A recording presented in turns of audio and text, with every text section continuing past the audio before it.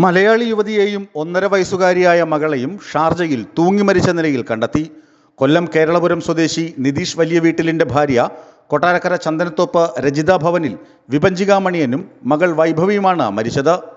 മകളുടെ കഴുത്തിൽ കയറിട്ട് തൂക്കിയ ശേഷം മറ്റേ അറ്റത്ത് വിഭഞ്ചികയും തൂങ്ങി മരിച്ചുവെന്നാണ് നിഗമനം. യുവതിയുടെ കഴുത്തിൽ ആത്മഹത്യയുടെ വ്യക്തമായ അടയാളങ്ങൾ കണ്ടതായി സംഭവസ്ഥലം പരിശോധിച്ച ഡോക്ടർമാർ അറിയിച്ചു. അമ്മയാണ് കുഞ്ഞിൻ്റെ മരണത്തിന് ഉത്തരവാദിയെന്ന് പോലീസ് പറഞ്ഞു. ചൊവ്വാഴ്ച ഉച്ചയ്ക്ക് ഷാർജ അൽ നഹദിലെ ഫ്ളാറ്റിലായിരുന്നു സംഭവം. ദുബായിലെ സ്വകാര്യ കമ്പനിയിൽ HR വിഭാഗത്തിൽ ജോലി ചെയ്യുന്ന വിഭഞ്ചികയും ദുബായിലെ സ്വകാര്യ കമ്പനിയിൽ ഫെസിലിറ്റീസ് എഞ്ചിനീയറായ നിതീഷും കഴിഞ്ഞ കുറച്ചുകാലമായി സ്വരച്ചേർച്ചയിൽ ആയിരുന്നില്ല. മാത്രമല്ല, ഇരുവരും വെവ്വേറെ സ്ഥലങ്ങളിലാണ് താമസിച്ചിരുന്നത്.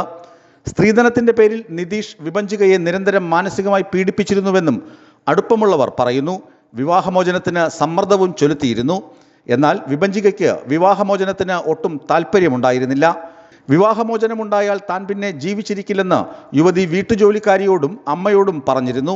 കഴിഞ്ഞ ദിവസം വിവാഹമോചനവുമായി ബന്ധപ്പെട്ട് വിഭഞ്ചികയ്ക്ക് വക്കീൽ നോട്ടീസ് ലഭിച്ചിരുന്നു. ഇതേ തുടർന്ന് യുവതി മകളെ കൊലപ്പെടുത്തി തൂങ്ങി മരിക്കുകയായിരുന്നുവെന്നാണ് കരുതപ്പെടുന്നത്. മരണം സംബന്ധിച്ച് കൂടുതൽ അന്വേഷണം നടത്താൻ അധികൃതരോട് ബന്ധുക്കൾ ആവശ്യപ്പെട്ടു. പോലീസ് കൺട്രോൾ റൂമിൽ വിവരമറിയിച്ചതിനെ തുടർന്ന് അടിയന്തര സേനാംഗങ്ങൾ ഉടൻ തന്നെ സ്ഥലത്തെത്തിയിരുന്നു. ഉച്ചയ്ക്ക് 2 മണിയോടെ യുവതിയുടെ മൃതദേഹം ആശുപത്രിയിലേക്കും പിന്നീട് പോസ്റ്റ്മോർട്ടത്തിനായി ഫോറൻസിക് ലാബിലേക്കും മാറ്റി. അൽ ബുഹൈറ പോലീസ് സംഭവത്തെക്കുറിച്ച് വിശദമായ അന്വേഷണം തുടങ്ങി. ന്യൂസ് ഡെസ്ക് വിസ്മയ ന്യൂസ്.